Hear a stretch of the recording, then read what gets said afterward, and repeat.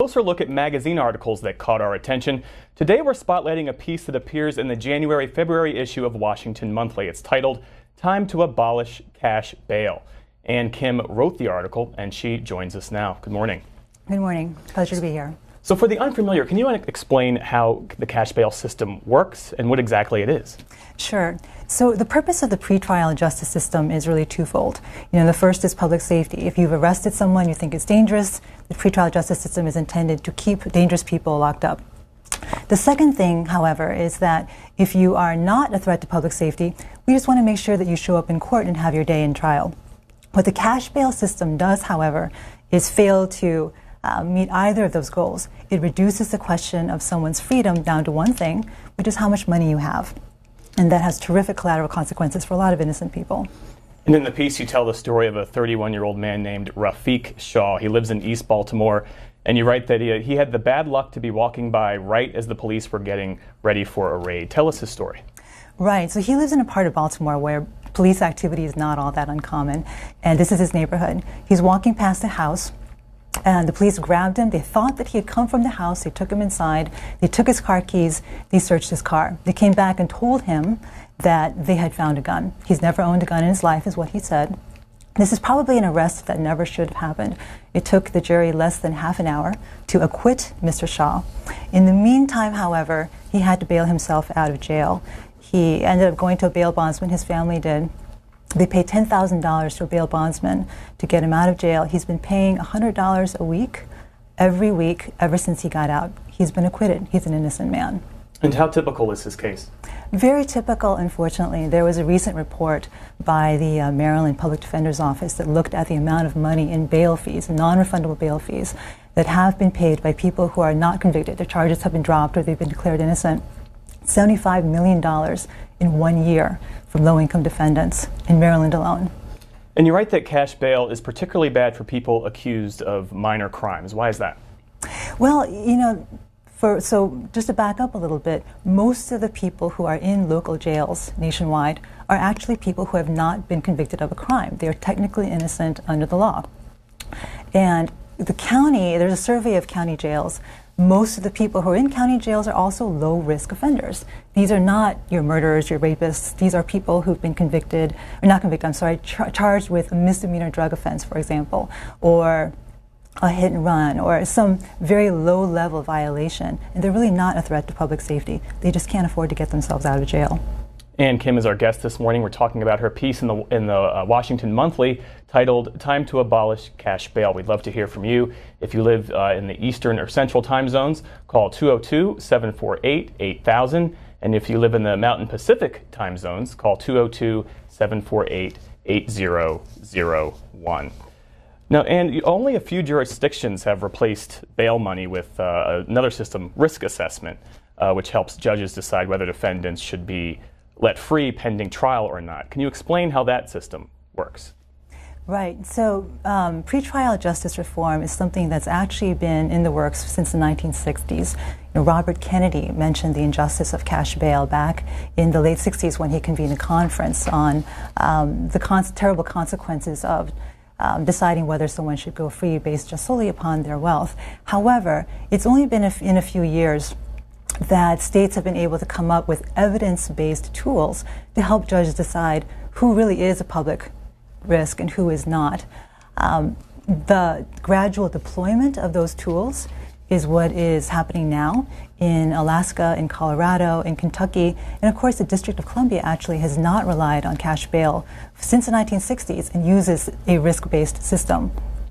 And you also point to a study that suggests that the longer low-risk defendants were held in jail because they could not pay bail, the more likely they were to engage in criminal activity.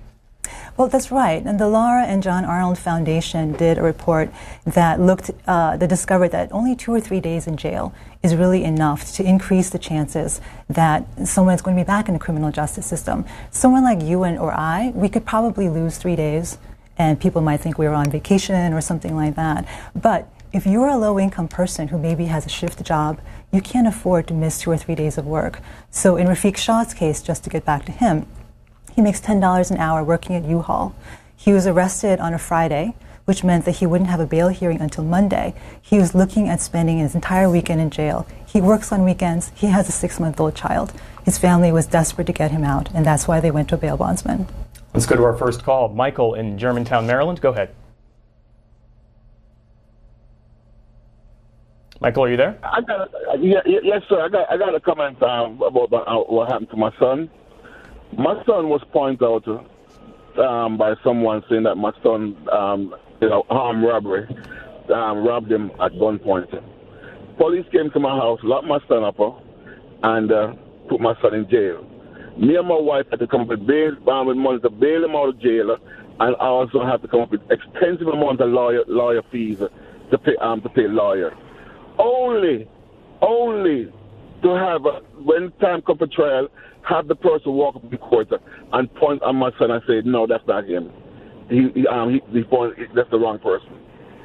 Now, who's going to pay us all that money?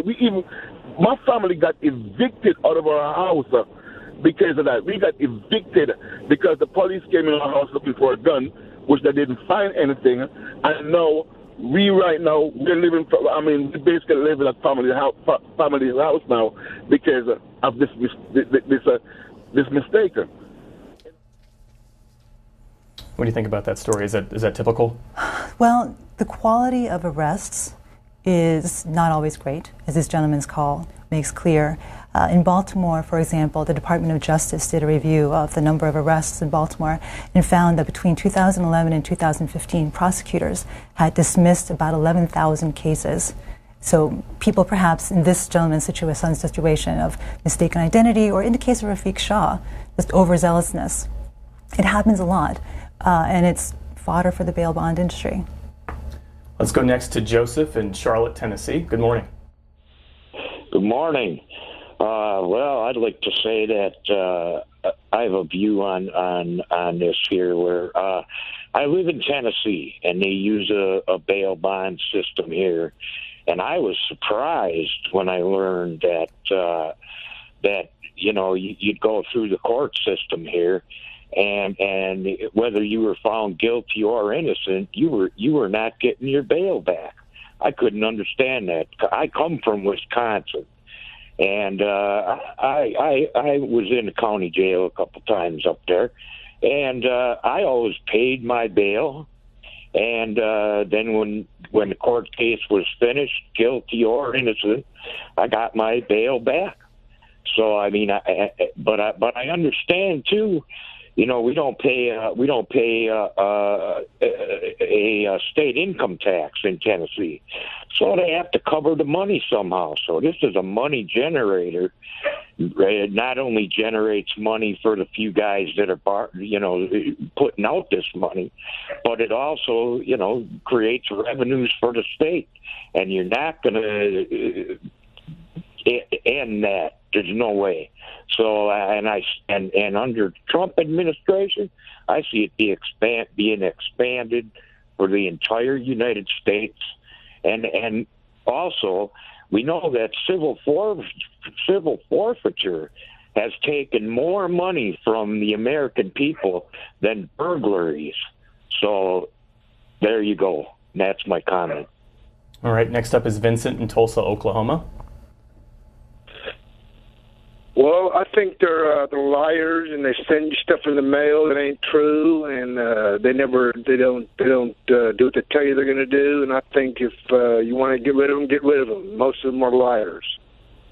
Okay, I want to read something from your article, and it says, bail bond contracts tend to follow a similar formula. They provide that the fee charges, the premium, is fully earned and not refundable once a person is released. They also often give bondsmen full access to all aspects of a bailee's personal life. So in a practical sense, what does that mean for someone who's on the hook for making those payments? It's like in any other contract. If you owe money to someone, to the company that sold you your car, for example, if you don't pay it, they can come and garnish your paycheck. They can put a lien on your property. The particular online contract that I looked at, it's Lexington National is the name of the company. You can find it online. You can Google it and find it. The contract provides that they can put a tracking device on your car so they can find you. Ostensibly, some of that is to make sure you show up in court, but it's also to make sure that you pay your fees. And going back to what the caller from Tennessee said, that's one of the things that I think a lot of people aren't aware of with the cash bail system. If you hire a bondsman, it's a private contract between you and that bondsman. It doesn't matter what happens to you in court. You can be convicted or you can be freed. You still owe the bondsman for the fee, the non-refundable fee that he paid to get you out. And in your article, Rafiq Shah's mother was the one paying his bail, and it seemed like that had a huge impact on his family. That's right. I mean, bail is not just about the defendant necessarily. It's about the entire family. His mom signed the contract as well as the guarantor. So, as I mentioned, Mr. Shah makes $10 an hour working at U-Haul. He's a 6-month-old child. He can't pay $100 a month and support his $100 a week. And support his family. So his mom has been stepping in to help, and it's created some tension. We have another call. This time it's Al from Rego Park, New York. Good morning. Hi, good morning. I'd just like to correct Ms. Kim. The reason why 99% of all cases are dismissed is because the workload of the DA is too hard, and they just drop the cases. And you'll see most of them are the lesser crime cases. But as a police lieutenant for 20 years, I've handed beautiful cases wrapped in a bow to the district attorney who would drop it only because their workload was too heavy. Thank you. You got to respond to that? There's no question that the quality of arrests varies from jurisdiction to jurisdiction, and prosecutors no doubt have an incredibly hard load. And it's a question for the incoming administration, Congress, municipalities, and states and cities. Are we going to put the resources to make sure that the criminal justice system works the way that it should? And that's one of the issues that I think my article raises. Mary from Chicago, Illinois. Go ahead. I just wanted to say that I believe they should abolish the cash bail, because there's a lot of guys here in Chicago, can't afford to pay that bail. And it was a lot of people that were sitting in jail for a long period of time and not able to pay their bail to get out of jail. And it was a businessman who paid their bail for them to get out. It was almost 100 and some young men, and they was glad that they were able to get out. They should abolish that. Thanks for your call. Next, Maureen in Oak Hill, West Virginia. Good morning. I believe they should definitely abolish the cash bail bill. All right, thanks for your call. Darren in Pico Rivera, California. Go ahead. Yes, I'd like to, I don't know if you hear me or not, but I'd like to, Yes. to comment on what you're saying. In California, I had a charge brought upon me. It cost me $35,000. It cost me about $12,000 to get out on bail, and they dropped the charges before I even went to court and still kept my bail money, which I don't think is fair at all, because if they dropped the charges, there was no charges to begin with by the time I got to court, and I paid a substantial amount of money to get out of jail, so I didn't lose my job in the process and everything else. So I do believe it's wrong, and it needs to be abolished. That needs to be taken care of. If you're not guilty of anything, you should get your money back. But if you are guilty, well, then there's a different thing that got to be paid. But as far as I went, they dropped the charges before I even went to court, and they still kept my money. So there was no charges brought on me. And what about that? That seems to be pretty common based on what we were talking about earlier. It is. As I mentioned before, what agreement you enter into your bail bondsman is a private contract between you and that bail bondsman. The state no longer is part of that. And so that is why you still owe the bail regardless of what happens. And one other point about bail to the woman in Chicago who was talking about wealthier people getting free. That's absolutely the case with the cash bail system. A millionaire who is charged with murder can probably afford bail to get out, whereas someone who may be a low-income defendant who's been charged with a drug offense, they might be in jail for months waiting trial. All right, Scarlett from Alabama. Good morning. Good morning. I have a friend who is Hispanic, and he had a girlfriend, and she charged him with taking pictures of her daughter, and it never did happen. And the police got his phone, and they put him through all kinds of stuff, and he offered to take a lie detector test and all this other kind of stuff. And then they did 2 interviews, and one of the people that did the interview said, well, we believe you're innocent, but we're going to put you on probation for 5 years. And if you get arrested for anything at all, you will go to jail. We had collected a signature paper with 75 names of people that vouched for this person. And he was a very, very good person. And it comes to find out that the girl was a drug dealer and had all kinds of problems, and she was trying to get money from him. And so how she did that is she worked through the police department. So now we've got a man that's on probation for 5 years, and he didn't do anything. You know, so we actually had a lawyer friend, and they were going to charge him and make him put up some bond money and stuff like that. And, you know, the lawyer said, no, that can't happen because he didn't do anything. But they kept his $500 phone, too. So, I mean, he got messed around with, and now he lives a life of, oh, my God, I can't do anything because I could get arrested for something that I didn't do. Thanks for your call. Excuse me. Our guest today is Ann Kim, who wrote an article excuse me, for Washington Monthly Magazine about the impact the current cash bail system is having on communities. We're taking your calls. If you live in the Eastern or Central time zones, please call 202-748-8000. And if you live in the Mountain or Pacific time zones, call 202-748-8001. Right now we have James from New York, New York. Go ahead. Hi, this is James. Thank you for taking my call.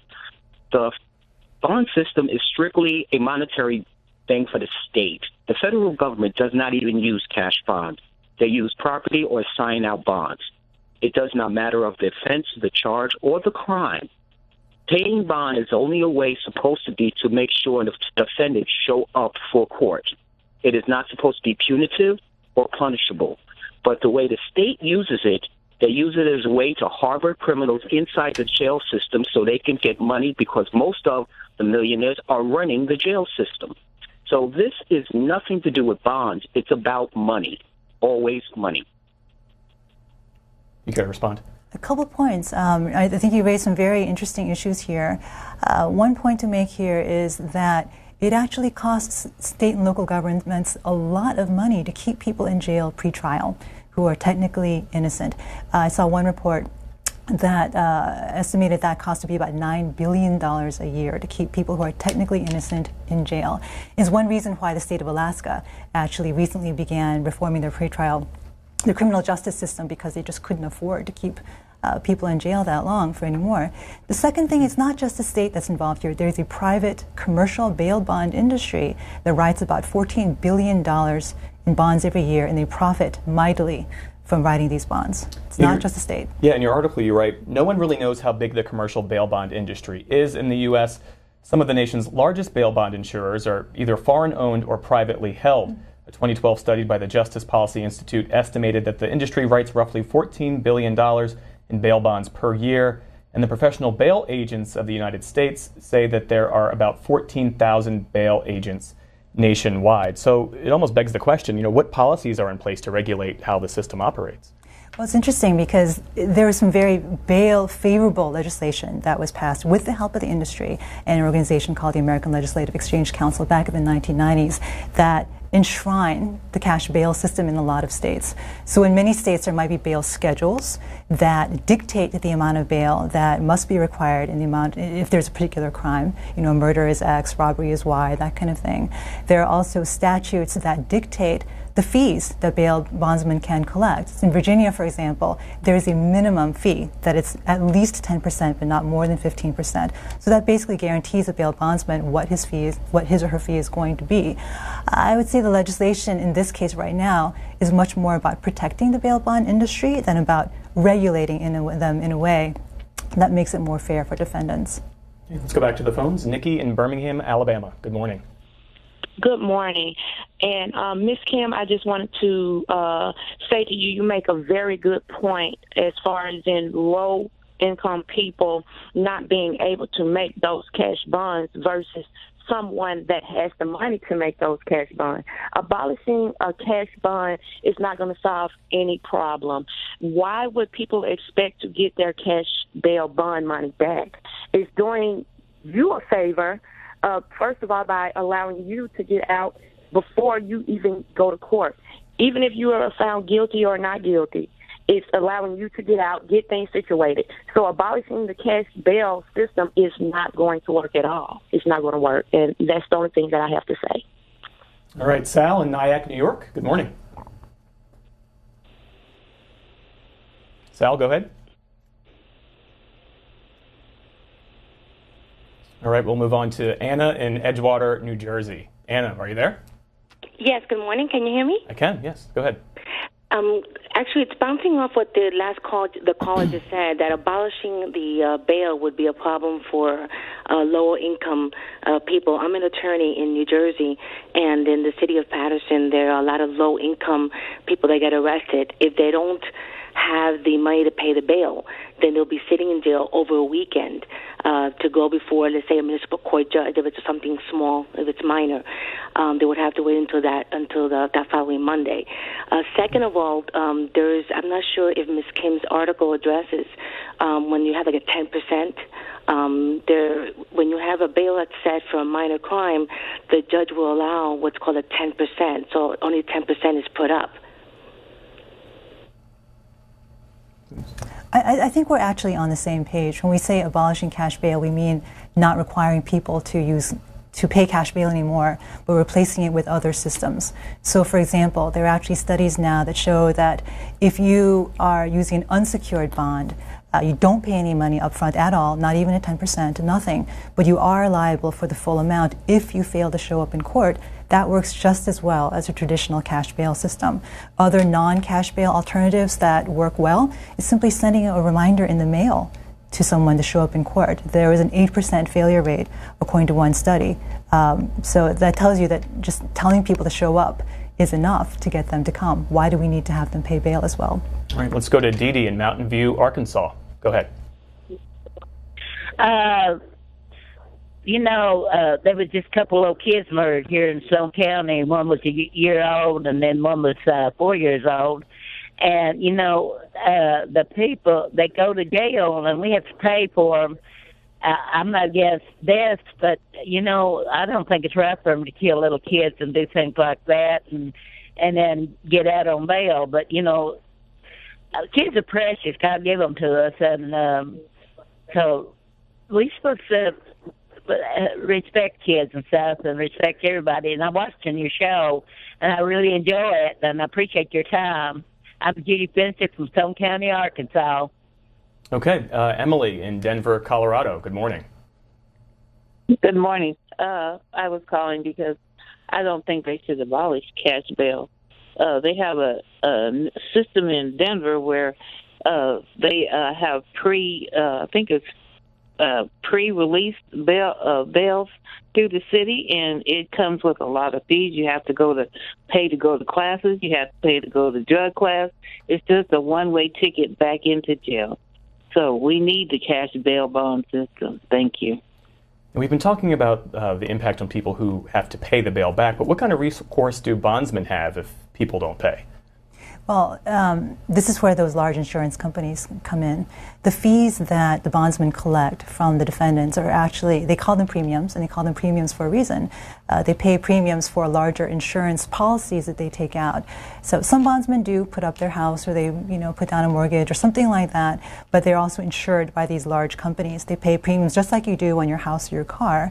If someone skips bail and they're liable for a bond, the insurance company actually pays. So the bondsmen are actually very careful about who they bond out and who they don't. They assess people for the risk of non-payment. And so what it's done is that the decision about whether someone goes free or not because they're a risk to public safety or they may not show up in court actually isn't in the hands of the judge anymore. It's in the hands of a private bondsman who decides whether to bond you out based on whether they think you can pay. We have George on the line from Huntsville, Alabama. George, good morning. George, yes. Go ahead.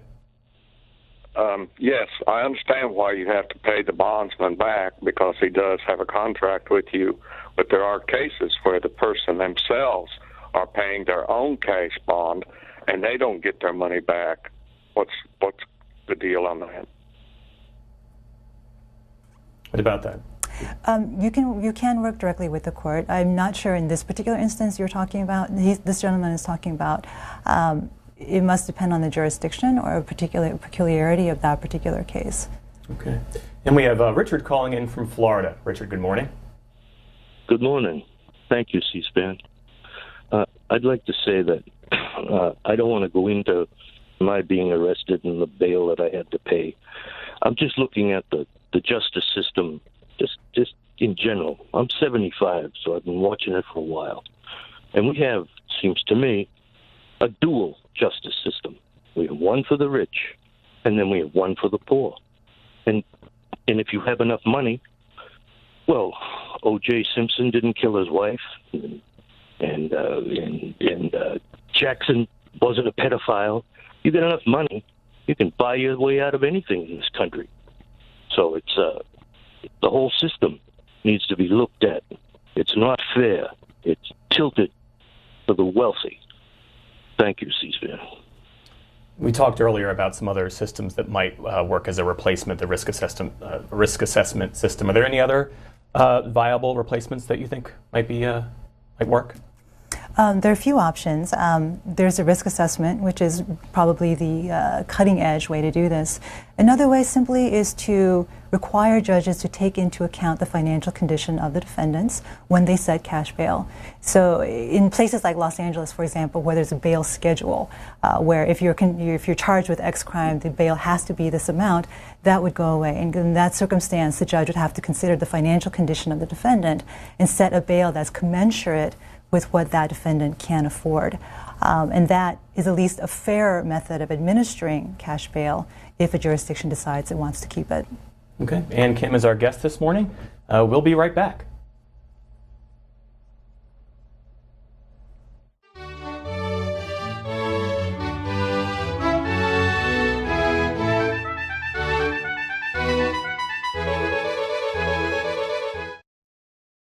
This weekend on American History TV on C-SPAN 3. Tonight at 8 Eastern on Lectures in History, James Madison University professor Evan Friss on the evolution of suburbs from the early 1900s to present day. The suburban kind of style really takes off after the Civil War, and people begin to emphasize having a detached home, a cottage-style house, having fresh air, accessible space, a yard.